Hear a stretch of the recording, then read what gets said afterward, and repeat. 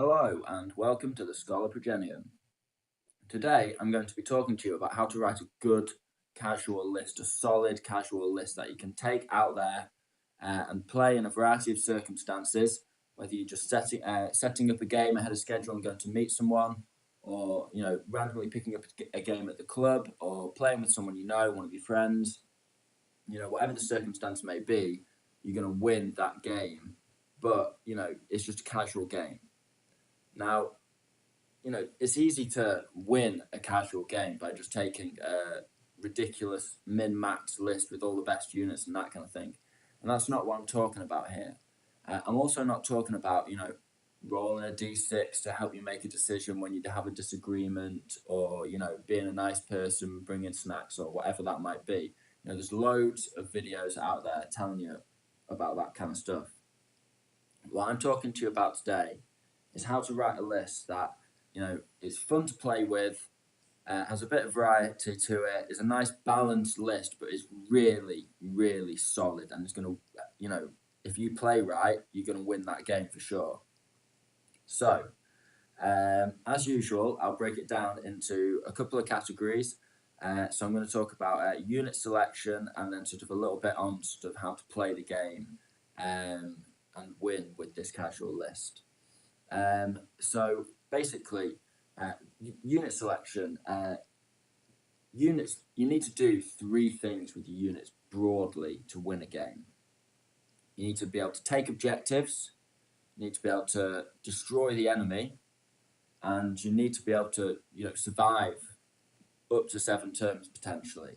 You need to be able to live and have models left on the table. And it takes very few models to actually win a game, and I'll talk about that more later in the playing the game section. But essentially, you need to be able to do those three jobs.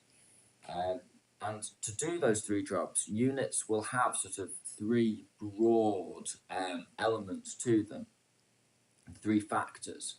That is the unit's maneuverability, its ability to get where it needs to be, whatever that situation may be, whether you're taking an objective, getting involved in a fight, moving into range of something so you can start shooting at it, whether that's rapid fire or to support another unit. That maneuverability, that ability to be where you need to be. Then you've got your killiness, which is obviously your ability to kill stuff in close combat or at long range, and what kind of units you can kill effectively. And you've got your survivability, and your survivability is sort of your ability to do those two previous jobs and live. So survivability isn't just on a very shallow level of being really tough. A unit can be very survivable and not that tough and not have a particularly good armor save. A unit survivability is its ability to do its job, to maneuver around and be where it needs to be and to kill stuff if it needs to kill stuff, and live whilst doing and after completing those tasks. What units are you going to take? Now, you're not going to min-max.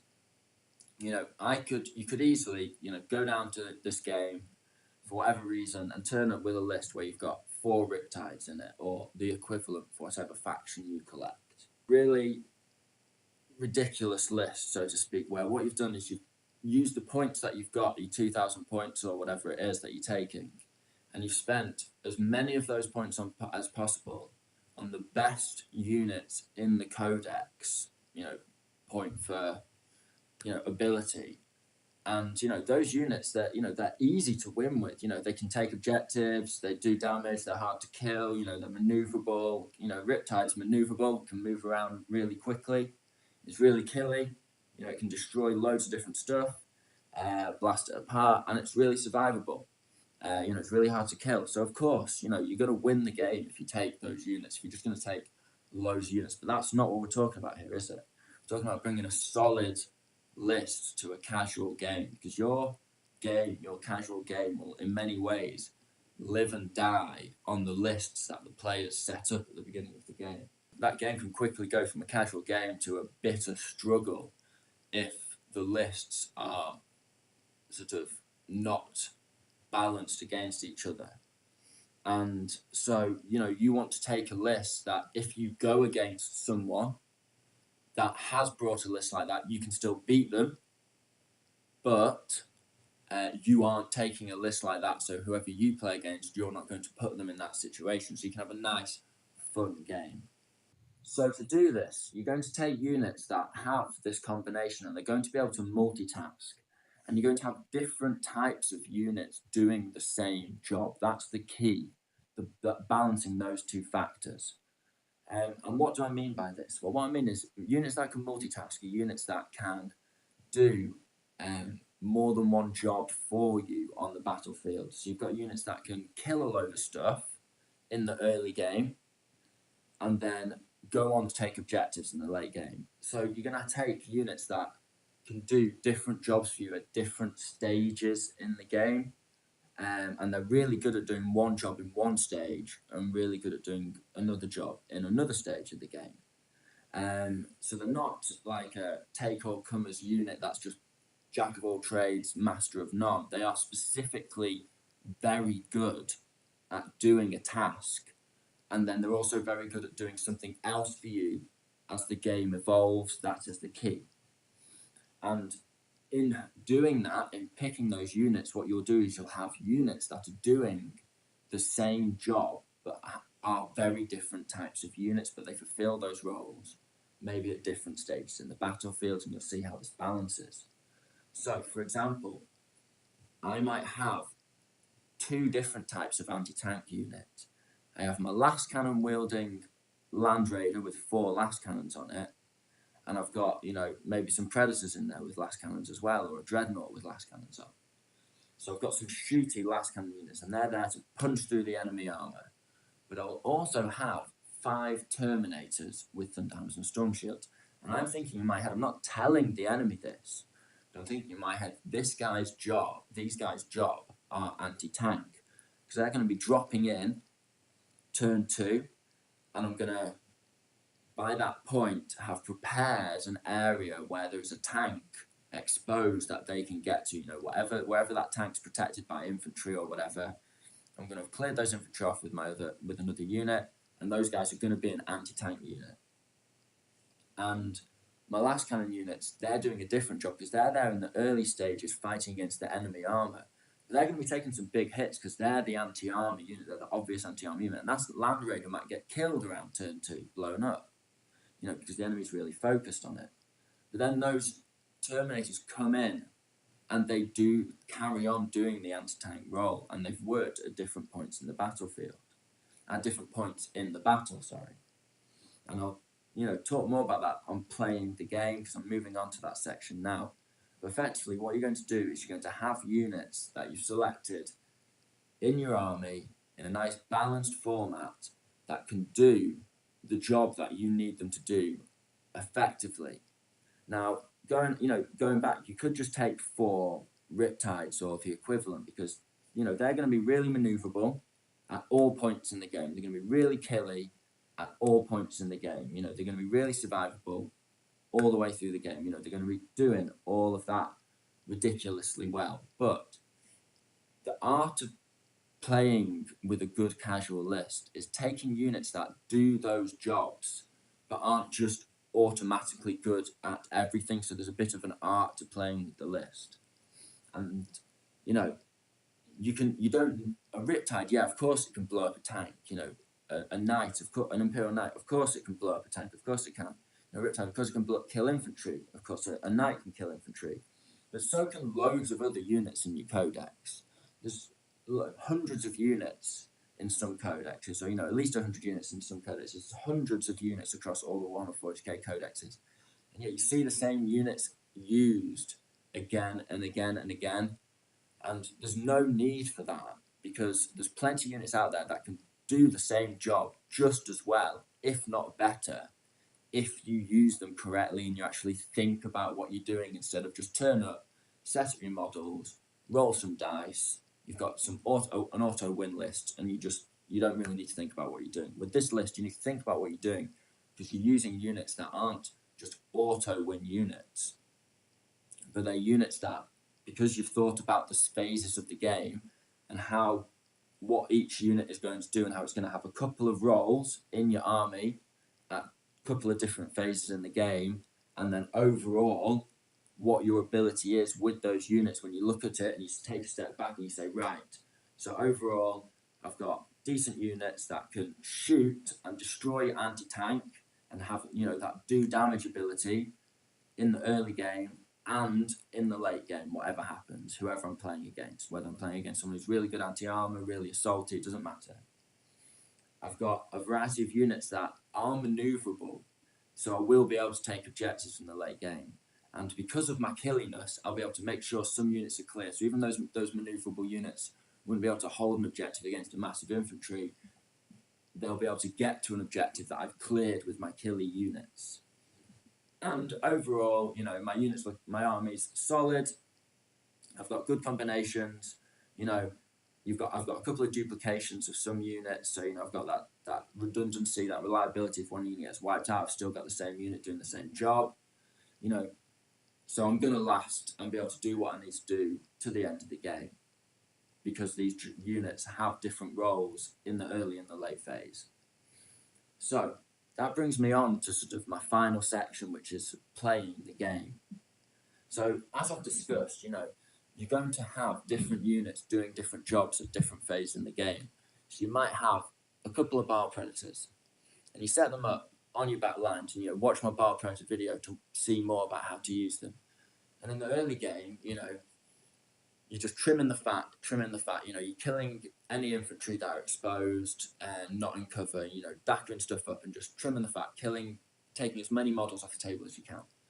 And then in the late game, you're going to move up closer to the enemy, and you are going to shoot enemy units off objectives that you can steal those objectives. So, they've got two roles. The first one is just general damage dealing, softening up the enemy. And the second role is focusing their fire down. It doesn't matter what they shoot at the beginning of the game, they're just killing stuff. And at the late game, they can just hammer one specific part, area of the battlefield, one little bit of terrain that's got an objective in it with some guys in, and clear them off it.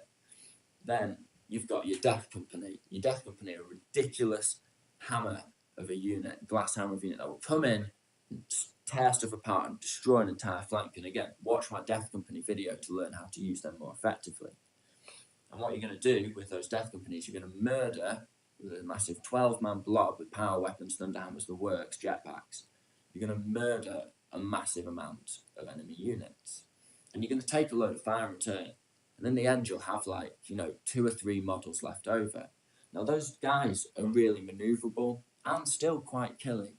And what you're going to do is because they're maneuverable, you're going to jump them out away, escape in the late game or in the mid game, and get them, away and safe. And you're going to be able to take an objective with them, or get one extra, kill an enemy character or something like that, and use that killiness or that maneuverability to take an objective in the later game, or kill an enemy character in the later game, or kill off a unit that is holding an objective in the late game. And yeah, they may die, because it's not the end of the game, but you'll get another unit onto that objective. So again, you're using your units in multiple roles, and you're thinking about what roles they're going to do as the game changes and what's going to happen to those units. And then you're going to do that second role and use them in combination. You're using combined arms here. So you're thinking, right, what are my units doing at the beginning of the game, and what will I have left? You might know that your Death Company are going to be dead by turn 3 or 4 for sure. So you need to do what you're going to do with them before that point. But you know that your Terminators, they will live until the end of the game. So what are you going to do with them? Or you know that your Land Raider will live till the end of the game. So what are you going to do with it? Well, I'd recommend, maybe having 2 units of infantry in there and being close enough to a couple of objectives on the back or midfield that you can run those infantry on the objective. So that Land Raider all game has been blasting away, killing away, destroying stuff. And then it switches role to just effectively just a transport. It's got good speed. It can move very quickly across the battlefield. And you can just move to where you need to be at sort of turn 4 and drop off some infantry and take an objective. Multiple roles for that unit. Now, also, in terms of playing the game, you need to obviously be thinking carefully about what you're going to do. You need to be using your units and using your resources very carefully, not overkilling, but making sure that you are getting the job done when you're doing units, target selection and that kind of thing. but you don't want to be umming and ahhing. Remember, it is a casual game, and you know you do want to have a bit of flow to the battle, but that doesn't mean that you can't think about what you're doing, because remember, you have brought a interesting list, and your opponent will see. As I said earlier, a game can the nature of a game can live and die on the lists that the opponent sets at the beginning of the battlefield. And if you've got an interesting list with an interesting combination of units, and quite a nice balanced list with a few tanks, a few infantry, a few elite units, you know, and it looks like a nice, balanced, well-rounded list, then your opponent isn't going to begrudge you getting out your rule book, checking a couple of things. He's not going to call you a rules lawyer. You're not being a rules lawyer. So all of that is a part of 40k. And, you know, in a good casual game of 40k, you can still have these moments where you're like, oh my god, every millimeter counts. Oh my god, I've got this buff that allows me to do this crazy thing. You know, pull out your rulebook, and you know, allows you to turn the tide of the game because you're having a fun, great back and forth game, and you know it's coming down to the wire, and that's causing these things in a good, productive way. You know, where you know it's good to check you. It's good to play by the rules. It's good to measure things. You know, we all play 40k. You're supposed to play by the rules. These are not bad things to do, but it's bad to just be defined by that as a player. So you know, that is the end of my advice for you. You know, I've taught you how to make a casual list. I've taught you how to use a casual list and how it's okay to measure your millimeters. It's okay to play well and play precisely and think about your decisions. But don't hesitate too much. Don't time waste. Have fun, learn, and just, you know, win glory for the Emperor. So this has been the Schola Progenium. Thank you very much for your time. Goodbye.